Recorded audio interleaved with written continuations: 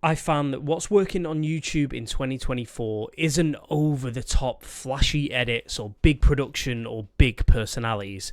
It seems to be raw, authentic personalities that are making the way for the new YouTube wave. And what I mean by that is when they hit record, they're being their authentic selves and there is no flashy edits or cuts or big production values. It just seems to be they're talking to camera and telling you exactly how it is. We're literally seeing creators pull out their phones, hit record, and create their content. And it all comes along with some sort of journey without any of the frills, and that is why it's resonating.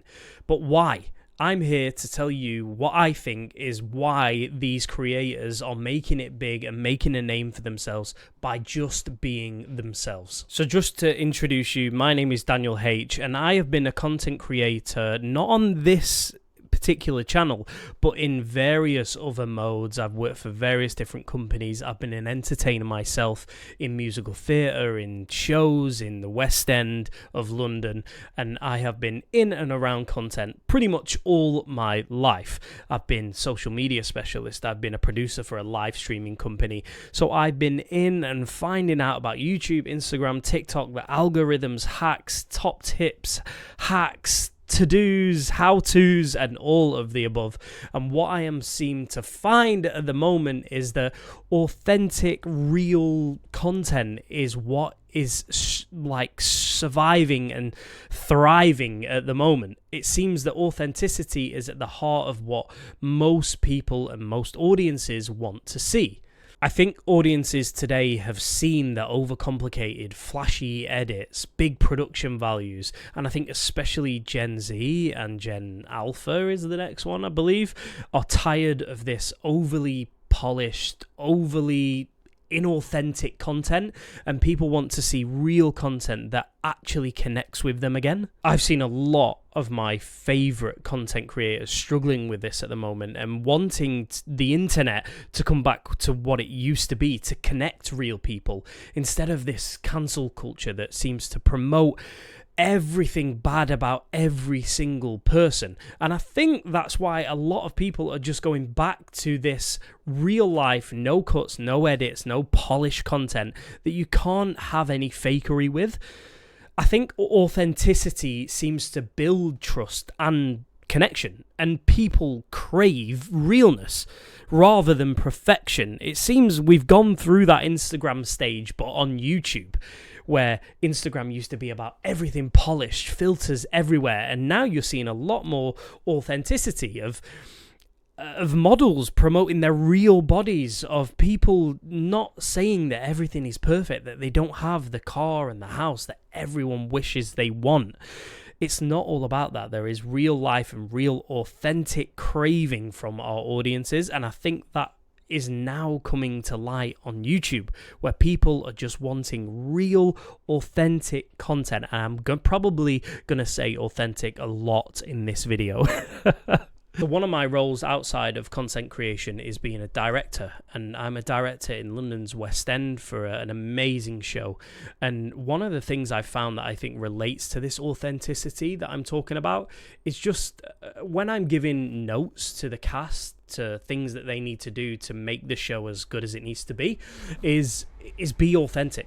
Give them notes exactly what they want to hear, and just give them, even if they don't want to hear them. I think they respect you more because that you just give notes that they, I suppose, expect to hear, and not going around the houses, just being your raw, authentic, true self and saying, this is what I want you to do, please can you do it? It just seems to be easier and works and resonates more. Another thing I wanted to mention is that I think YouTube is actually now rewarding authenticity. Authenticity. There you go. There's something authentic for you. Can't even say the word.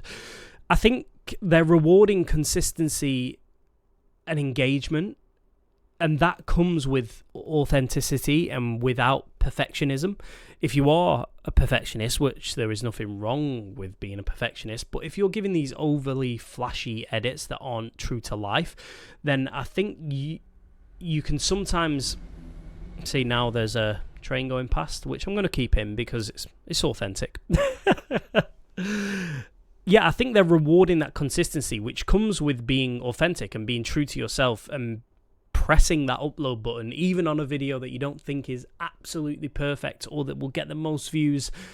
I think we can, a lot of the time, get caught up in that green up arrow instead of that red down arrow, or seeing 1 of 10 and seeing it sparkle and getting them views, and it becoming all about the data and how to affect the algorithm and how to affect the hook and the thumbnail.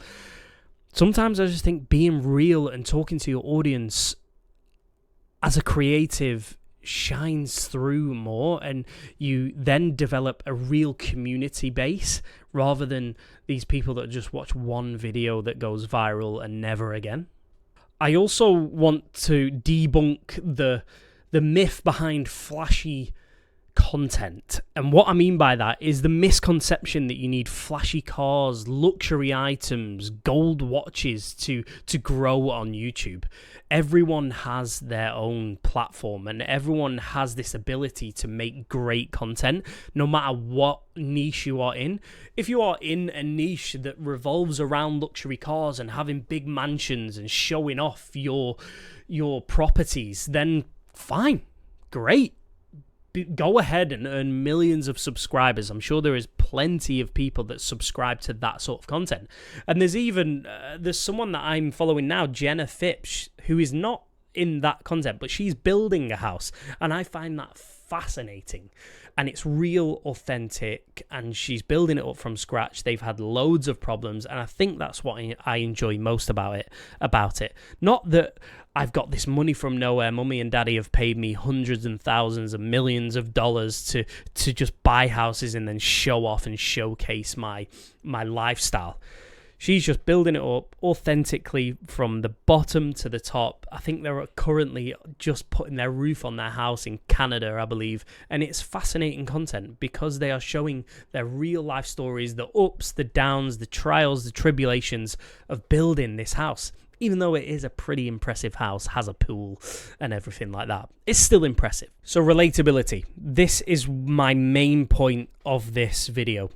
I want to explain how building this authentic brand can lead to long-term success, loyalty, and a community. And that is what I'm trying to promote on my channel. Excuse me, I'm going to keep that in. It's authentic. It's relatable. It is authentic and it is real. And that is what my channel aims to be. I want to inspire creators to create. I want to give them tips and tricks and trades on how to be a successful content creator, no matter your niche or niche if you're American. I want to share my journeys with being a director, being an actor, being a singer, and also being an inspiring content creator, working for various different companies to give and to inspire them and to create content that I believe is successful. And that does evolve over the years. And I think 2024 and going into 2025 quite soon is going to be down the authentic route. Being real, being a real person, and sharing real life stories with my audience. So that's what I'm going to be doing.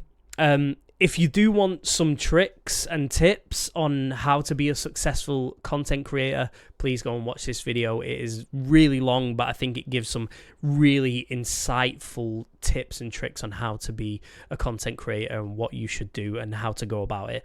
So please like, subscribe, and I'll see you in the next one.